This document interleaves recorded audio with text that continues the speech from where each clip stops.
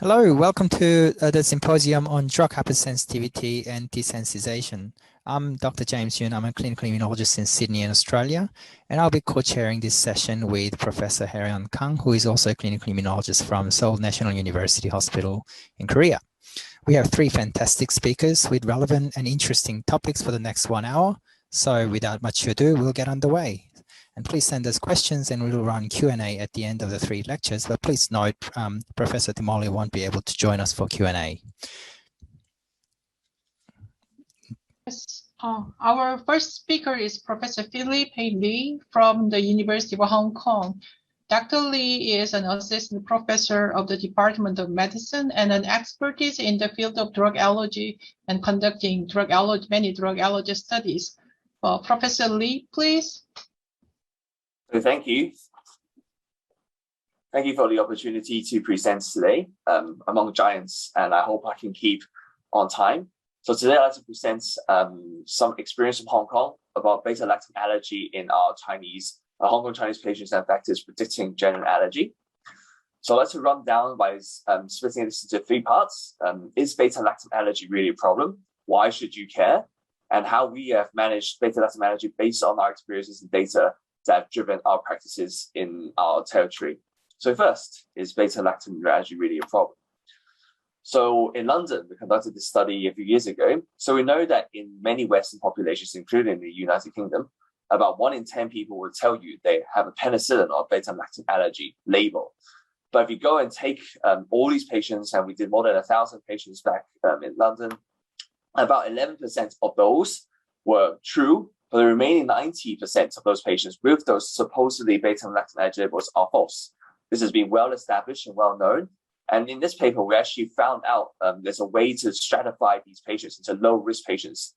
And we, at that point, proposed that, in fact, if you meet these clinical criteria and you're such a low-risk patient, there isn't even a need to do any skin testing. There isn't actually even a need to have an allergist on board. However, you have to understand that these drug allergies are very population and region specific. But what about in Hong Kong? So afterwards, we did this study for the entire population of Hong Kong. So Hong Kong has a population of 7.5 million people. And in this paper, or this study, we looked at 7.2 or almost 7.2 million patient records. And out of 7.2 million patient records, 7% of those records, or 7% of those people, i.e. 500-something thousand people, say or have a medical alert saying they're having a beta-lactam allergy. By far the most common in those 7%, about a quarter to a third of those were all beta-lactam allergies. And I think we performed one of the biggest penicillin or beta-lactam allergy studies to date. And we found that in Hong Kong, the near point prevalence is that 2.0% of our entire population say they have a beta-lactam allergy label. This is the power of big data. And we not only can look at the entire prevalence of Hong Kong, we can also look at the incidence. So how many beta-lactam allergy labels were we creating each year? And actually in Hong Kong, we create more than 8,000 new beta-lactam allergy labels each year, i.e. every 100,000 people, we create 107 new allergy labels per year. And one more thing unique in our region, probably in Chinese, is that we have a relatively higher rate of major and minor determinant sensitization. In the UK, especially in London where we worked, we found out the PPL, MDM, the major and minor determinants for beta-lactam allergy testing was actually not that useful. But in our locality, in fact, 47% of our patients are only sensitized to those if they're truly allergic, making these very, very valuable assets to our penicillin allergy testing armamentarium. And again, highlighting differences across populations and ethnicities. And I'd like to also share some unpublished data that we're very excited, and I would really be appreciative if anyone could reach out from your region or any allergists who would like to collaborate. Recently, using our big data of 7.2 million patient records, we're able to look at the age distribution. When, at what age were these penicillin allergy labels created? And actually in blue, we have what we call the general population. So this is the age distribution along Hong Kong, normal individuals. And the orange is the age distribution of those patients at the age of which their beta-lactam allergy labels were created. And you can see at the age of 50, there's a big gap between the actual age distribution of people getting beta-lactam allergy labels versus the general population. In other words, most patients, or significantly more portion of patients above the age of 50, get a beta-lactam allergy label. And I think that's where our concentration should be. Patients, older patients, adult patients, are those which are more likely to get their beta-lactam allergy label. In the past, we used to think most of our patients got their allergy labels in childhood. Most of these labels were created, when they were very young, and also miscreation. I can tell you, at least in Hong Kong, these labels were created when they were older. And many of these, in our experience, 80-something% are incorrect. And I think this is something that we need to look at. The epidemiology of beta-lactam allergy labeling is the practices and how to intervene. Using big data, we can also look at the burden of beta-lactam allergy in our cohort. So in 7.2 million Hong Kong population, in fact, beta-lactam allergies contributed to 30% of our causes of anaphylaxis reported. And for Stevens-Johnson-10 syndrome, it's the second, about 25%, or about 20% of our patients who suffer from Stevens-Johnson-10 with an identifiable culprit is caused by beta-lactam, second to anti-epileptic drugs. And these are categories based on a BNF classification. So again, beta-lactam allergy is very important in our cohort or population. So why should you care though? Let's say you don't live in Hong Kong. Well, everyone knows doing allergy immunology that one of the most talked about dangerous allergies is beta-lactam, not because of the actual allergy, but what an incorrect label can do to you. Having an incorrect penicillin allergy label means you use less effective antibiotics. By removing these incorrect labels, you can reuse life-saving medications. Usually, beta-lactams are cheaper than first line, and therefore reduce your healthcare cost and burden. Because most of our penicillins are oral-based and you don't need to be admitted to administer these medications, you can reduce hospital admissions. You can treat these patients in the outpatient setting.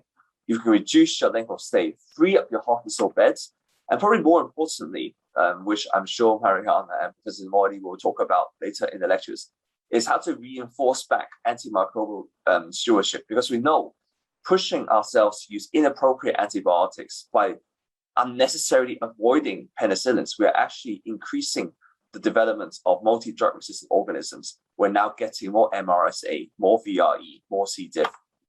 However, especially in our country, we have only one public working allergist in the entire population. And that means we can't see all our patients when every 1 in 50 of our general population say they have a beta-lactam allergy label, while we know 80-something% are incorrect. And why does it matter to you? Let's say you practice internal medicine. We know that this problem is even more severe in a specific population. So we did this study back in 1 or 2 years ago, where we looked at all the patients admitted to our general medical wards.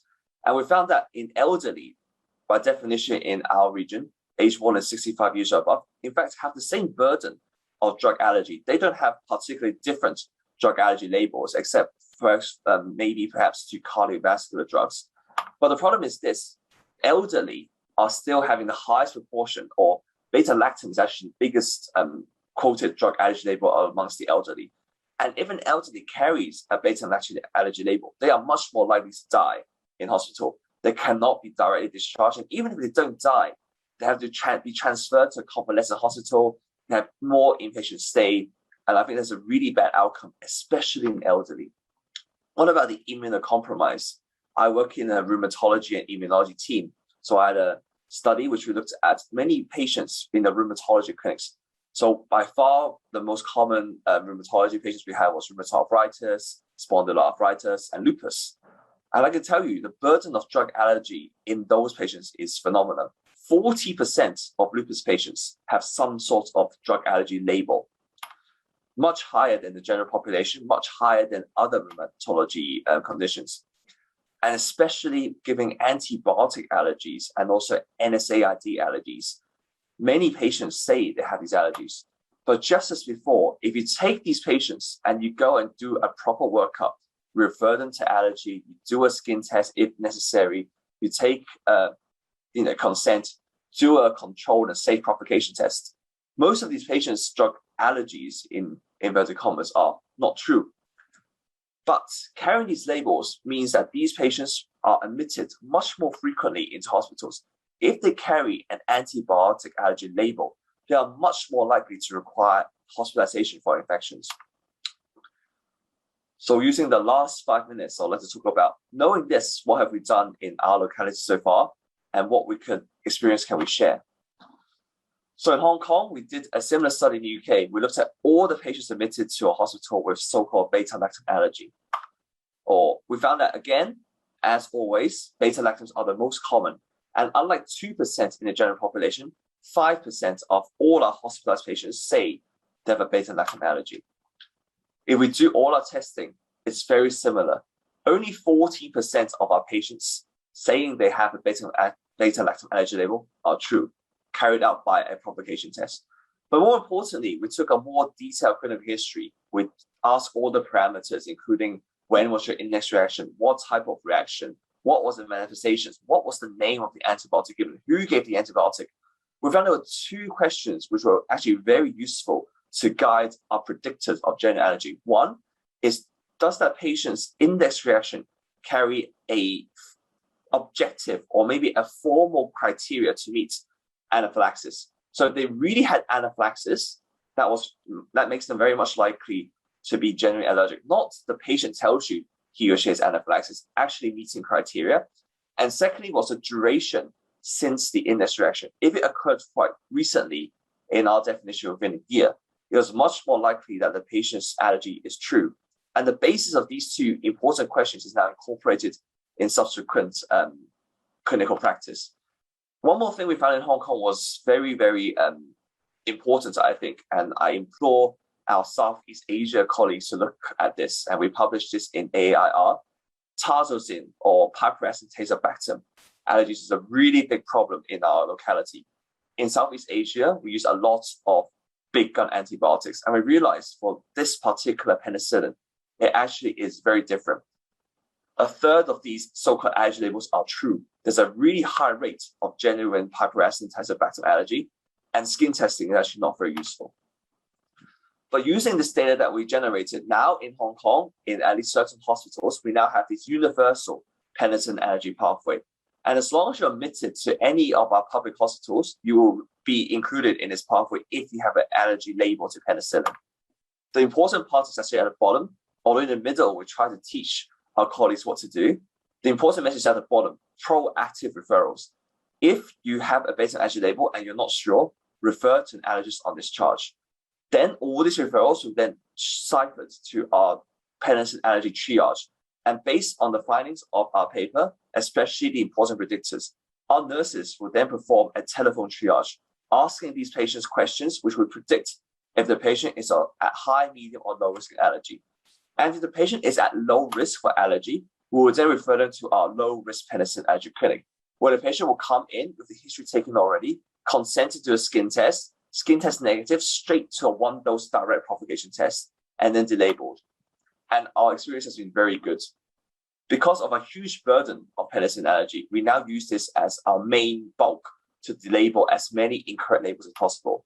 And after seeing more than 400 patients in this new low-risk allergy clinic, we've only had less than 1%, literally 1 patient, which the triage system didn't work, where we had a positive challenge after, although predicting with history taking and the skin test.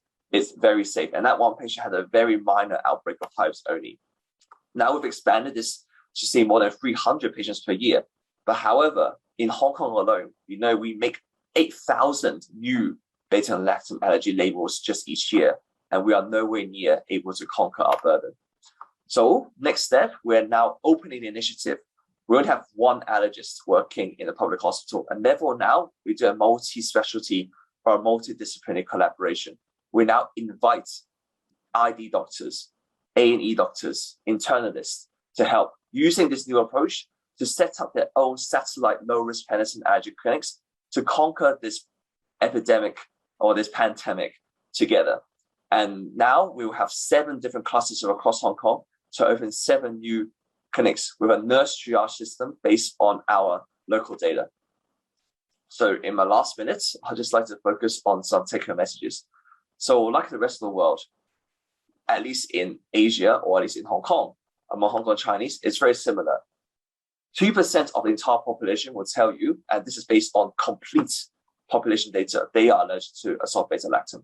But after formal testing, 87% are false. We create more than 8,000 new labels per year. For every 100,000 people, we make more than 170 new labels every year. It's a huge burden of incorrect labeling.